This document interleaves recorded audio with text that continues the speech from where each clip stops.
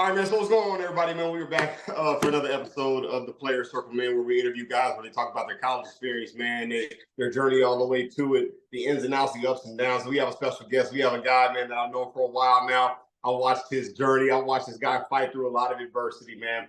And I'm really interested for you guys to hear him tell his story this time, man, so you can get an idea of what this thing is like going and just navigating through the recruiting ranks, but also just the college level in general. Man, we got Kendall Crowe on the show, man. I'm happy to have you here. Maybe, introduce yourself, tell us who you are, where you're from, all that good stuff, man. All right, what's going on? My name's Ken Crowe, Kendall, but I'm from Allen. I went to Allen High School. I graduated 2020, and my journey really started with Pugh, Coach Pugh, 2021? Yeah, something like that, yeah. OBU, I met my boy Jai. I went to OBU. I met Jai up there, and like my journey right now is it wasn't the traditional way of getting to school. Yep. And normal, like I wasn't a highly recruited kid coming out of high school. I wasn't the top 5-star athlete. I don't even think I went into any camps to have any stars. So I went to OBU, met my boy Jai. It didn't work out there, but I mean, I still wanted to play ball. I met Jai. Jai put me on with you. He's like, yo, I got a trainer. He'll get you right. I hit you up that summer. We got to work. And I told you from there, day one, what I wanted to do. And the only thing you had to tell me was, let's work. Like, that's the only thing. Just let's work. It's possible. And from that day, there wasn't no sign of doubt or belief in me when I didn't even believe in myself. You believed in me. We just put in the work, man, over 3 years. Yeah. Tech, Wayland, just trying to find an opportunity. Abusing the damn portal. Just trying to find an opportunity, though. But that's what I'm saying. The game's changed now, so you don't got to be the traditional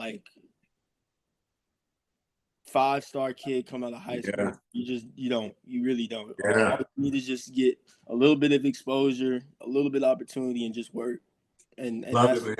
And that's what I did. Love it, man. So look, let's get into it, man. So you talked about how you're from Allen. How was that high school career like, and then how did that lead to you going to OBU, man? What were those steps? So what was your high school journey like, and then how did that lead to you getting to OBU? Really, so I graduated 2020. Allen was already a Division I program itself. Honestly, for being 100.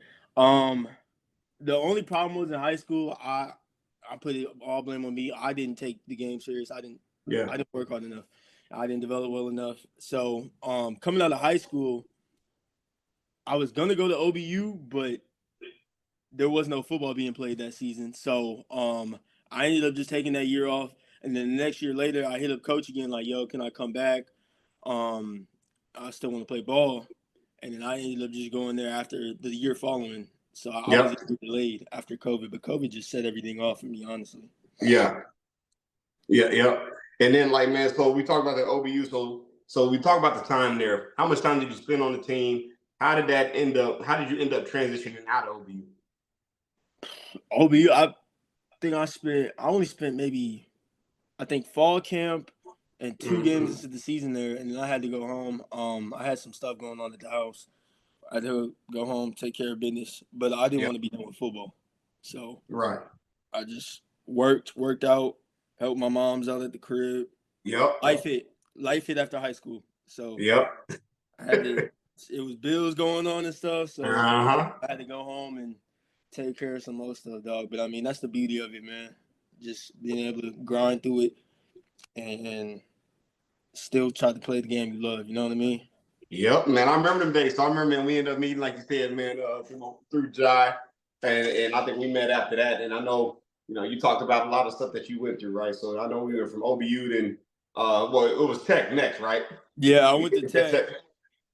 And then, man, I just remember you talked about, we talked about the belief factor and how I believe in you and whatnot. But also, I remember you kept talking to me about the family struggle, man. Man, I'm trying to get my people to believe me, man. Touch on that. For everybody who's dealing with that type of deal, how important is it, man, to believe in your own ability, to believe in your own vision?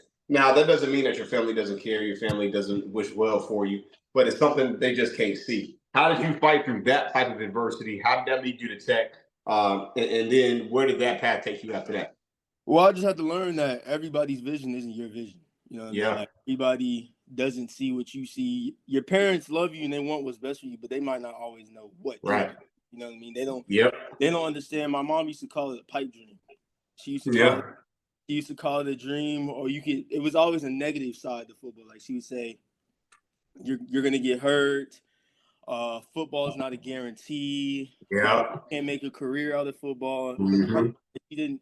She saw the work I was putting in, but like really didn't truly understand it. And honestly, I really just use it as motivation, dog. Like, like if my mom's like, I know she loved me at the end of the day, but like if she don't believe in me, I wouldn't say she didn't believe in me, but like she just didn't see it, man. I want to give my mom credit. Like, I love my mama, but she just didn't see the vision. And ain't nothing wrong with that, because that's how it is. Usually the people closest to you, man, Mm-hmm. they just can't see it. But go ahead, dog. I mean to cut you off. Go ahead. Yeah. So I just use it as motivation to go harder, honestly.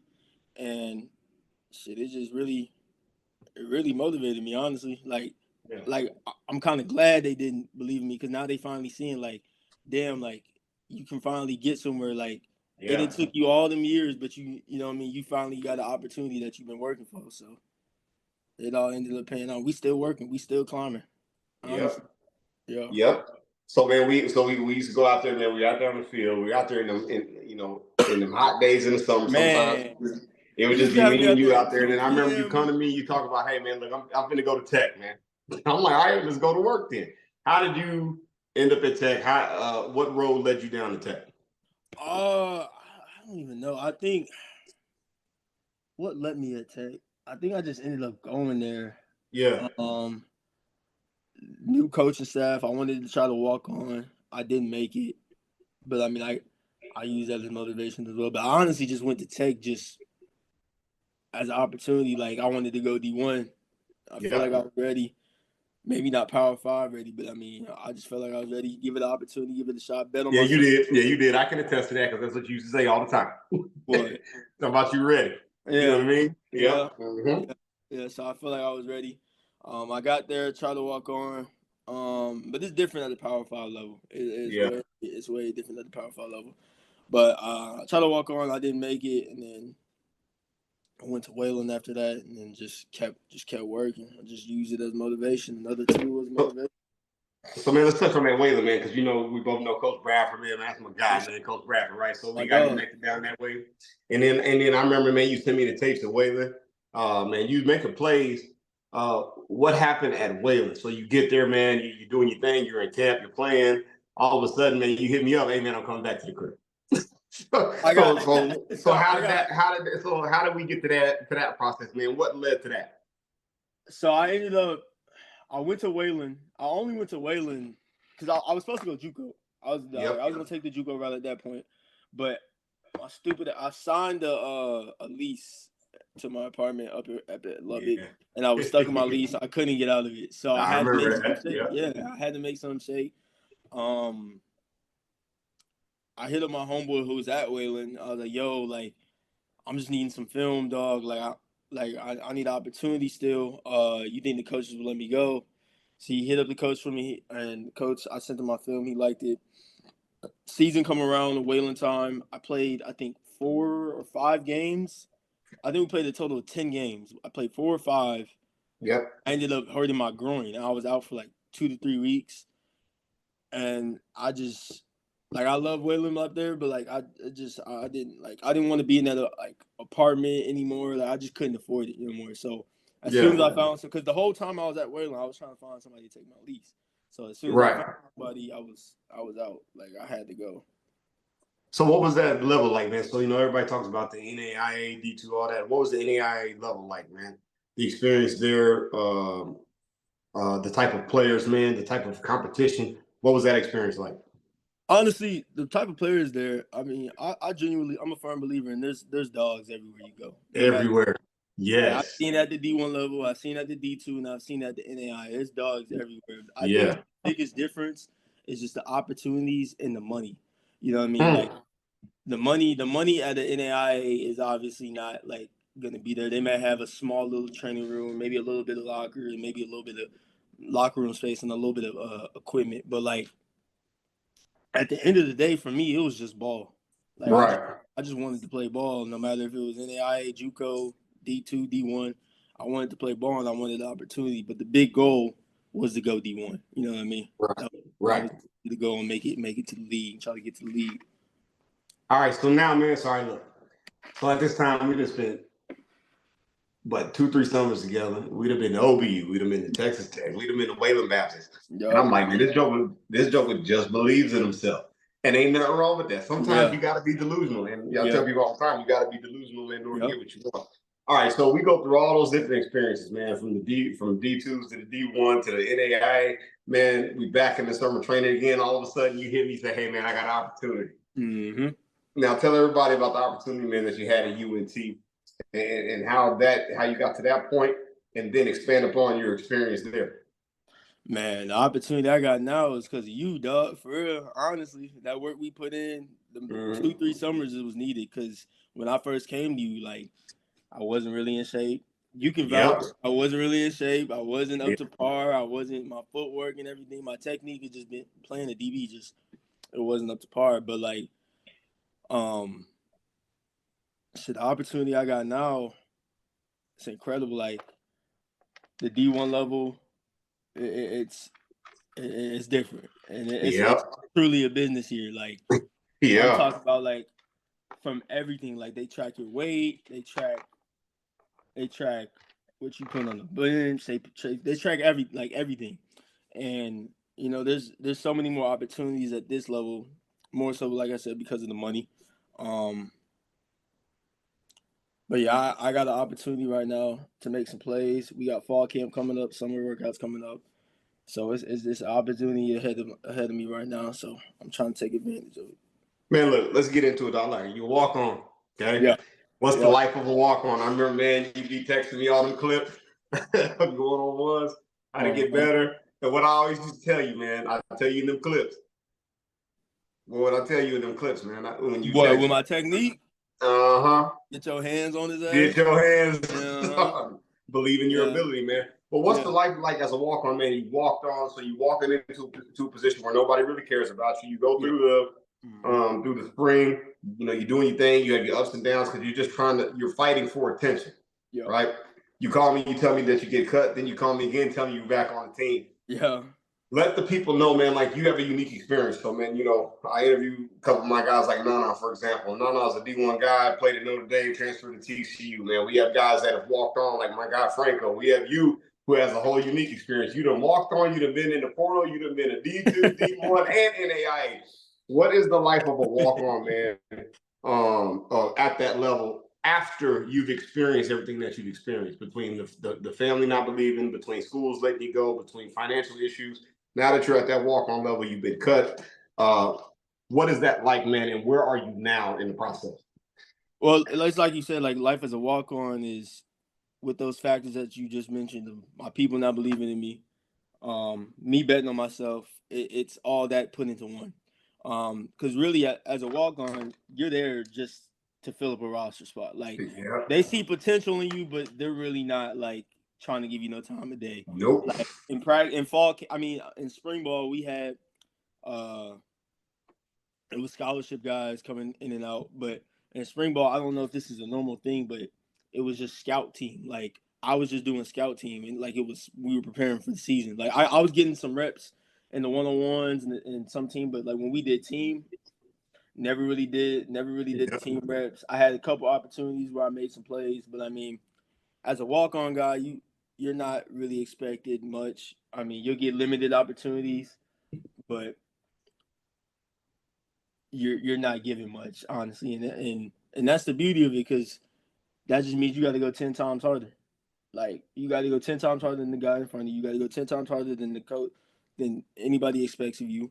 You got to go out there and make some plays, man. Like honestly, right.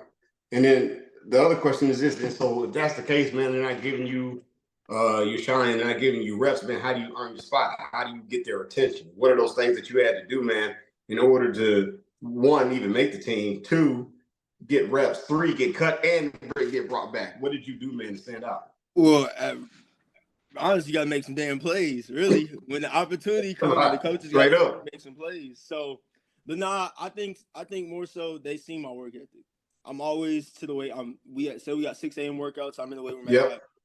You know what I mean? If we got practice, in practicing, I'm out there doing some extra work with a couple of the guys at corners, or if it's none of the guys is out there, I'm doing my footwork by myself. Yep. I think as a walk-on at the D1 level, you have to go above and beyond. You can't just do the team workouts and expect to play. They're not recruited there.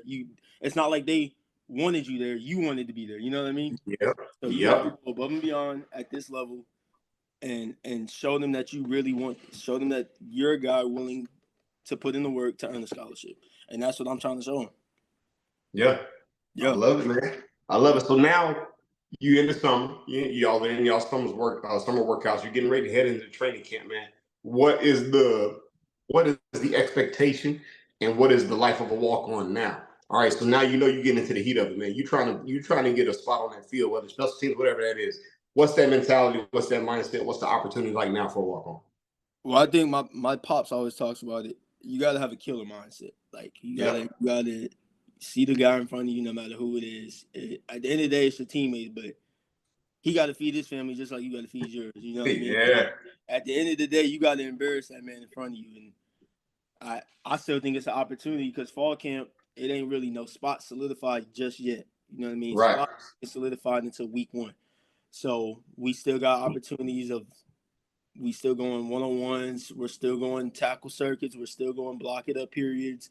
So it's an opportunity to still continue to put in work and try to still earn a spot for the fall. Yep. So let me ask you this, man.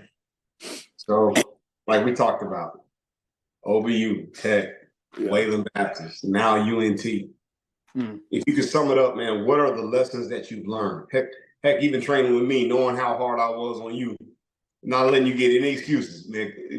Cut the crap. I used to say that all the time. Mm-hmm. Now, if you could take all that, man, and everything that you've experienced, man, what lessons have you learned? Whether it's through football, whether it's through life, whether it's a combination of the two, what are those things for you? Man, honestly, man, I just learned don't give up. Honestly, don't give a shit about what people say. There's going to be outside noises. There's going to be opinions of people who don't necessarily know what's going on in your life or what you got going on. At the end of the day, all that matters is what you do on that field and the work you putting in and truly getting to know yourself. And the lesson I've learned is knowing who I am as a man, because all that work I put in, it would have broke a lot of people. Like, hot ass days when I was throwing up on that field, man, it would have broke a lot of people. A lot of people would. I remember you had, not to talk shit on the kid you had out there, but we worked out with dude one day. It was hot as hell.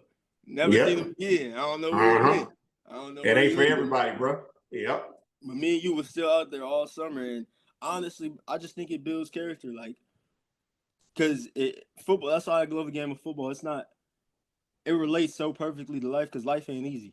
You know what I mean? And football is not easy. It's not easy getting up at 6 a.m. in the summertime. Like Tom Brady said, getting up at 6 a.m. in the summertime when all your friends are sleeping in, eating pancakes in the morning. You know what I mean? Waking up at 11. And my day started 4 hours ago. You know what I mean? So, biggest lesson I've learned, man, is just believe in yourself, continue to bet on yourself, and continue to put in work. Because at the end of the day, nobody writes your story but you. I love that. Well, look at you sounding profound and grown, man. I like that. So here's the last thing I'm gonna end it on, man, because right now, as you know, I got a lot of high school kids. I got parents that are hitting me up because they always asking about the recruiting. They always asking about the exposure. I always asking about, well, man, I feel like my coach is not helping me here, helping me there. Man, I had the director of the NIL collective for University of Colorado, man. He was on. He said something that was interesting. And the reason why I'm bringing this up, because I think it applies to you. Okay. He said, you got to focus on the who, not the how. And he was like, man, your high school coach is not capable of giving you the exposure that you need because it's not their job. He said, the school system is not designed for that. Yep. They got to manage classes. They got to manage grades. They got to manage other coaches. They got to do all these other things. With your experience, man, playing in high school, You have outside programs like I have with my national team at PPT. What would you tell those guys or those parents that are looking for opportunities, that want to transfer schools, that want to move to 8 different schools, that want to go to private school, that want to play on this 7-on-7 team? What would you tell them when it comes to finding the right program that would help them get the exposure out, man? Because that was something that you were lacking with your experience. What would you tell them knowing what you know now? About the exposure part of it, like just getting recruited and Yeah, just in general, man. Yep. Mm-hmm. Well, you talking about the whole recruiting experience or what? Just in general, yeah. What would you tell them, knowing what you know now, the full experience that you went through, going to multiple schools, all that? What would be the advice that you would give everyone? What would I give them? Honestly, the advice I would give them is, if I could go back to it, I wouldn't have transferred as many schools as I did. Honestly, because that was the mistake I made going back and forth, because I had messed up my eligibility in the process. But as a high school kid, like you said, I never really got the exposure. I never really got, because like you said, it's not a high school coach's job. In reality, I didn't have no knowledge of the game. I was a kid at the time. Right. So I didn't know. I thought the high school coaches was going to take care of me and whatnot, but that's not their job. As a high school coach, as a high school kid, I would look to get as much exposure as outside noise as possible, and go out, play football outside of my high school. Like I wouldn't just stick with my high school coach and my high school coaches and my high school team. You have to train outside of high school. You know what I mean? Like you have to basically I know their job is they have a recruiting coordinator there at the high school, but their job isn't really to recruit you. Like you got to get yourself recruited. You got to put yourself out there. You got to go to these college camps. You got to know what you got to work on, and you got to invest in yourself young. Yeah. You got to invest in yourself young. Get started now, because it's never too early. It's never too early to get started, and just keep putting in that work. I love it, man. I love it. Well, shoot, man. Let's end it on this. You can leave any parting word, and you can say, "Hey, man, if y'all don't remember anything that we talked about today, y'all remember anything that I said in this episode today, remember this." What would you tell people? Shit, bet on yourself. That's what I would tell them. Continue to bet on yourself and work. There were so many times, I think you noticed it. Well, you probably did, but I didn't. I would have spurts where I didn't believe myself, where I didn't want to continue to push myself. And luckily, I had you. You was out there with me, and we just pushed. But to all the viewers that's watching this, I want to tell y'all to continue to bet on yourself, man. You never know where you can get in life. Like, just because somebody, your mom, your dad, your auntie, your uncle, your grandma, anybody, just because they say you can't do something, it don't mean nothing, man. They don't genuinely know who you are deep down. They don't genuinely know how your heart works. So I would just say bet on yourself and just keep working. Man, I love it. So we're going to end it on that, man. Well, that's another episode of the Player Circle, man. We had Ken Crowe on. Now new UNT football players soon to be starting, because he knows the expectation. Yep. The expectation is starting. You go take that, right? Yep. Man, look, make sure you guys like and subscribe. Make sure you guys, if you want to know more about PPT Elite, what we do, the program that we offer, how we bridge the gap between exposure and scholarships, visit pptelite.com. But Ken, man, appreciate you jumping on, man. Appreciate you giving them the real, telling them your story, man. So the person out there who's just like you in their situation has somebody else like, all right, man, I'm not the only one. So look, man, we out. Make sure you guys understand we do everything one way, the elite way. All right, we're out.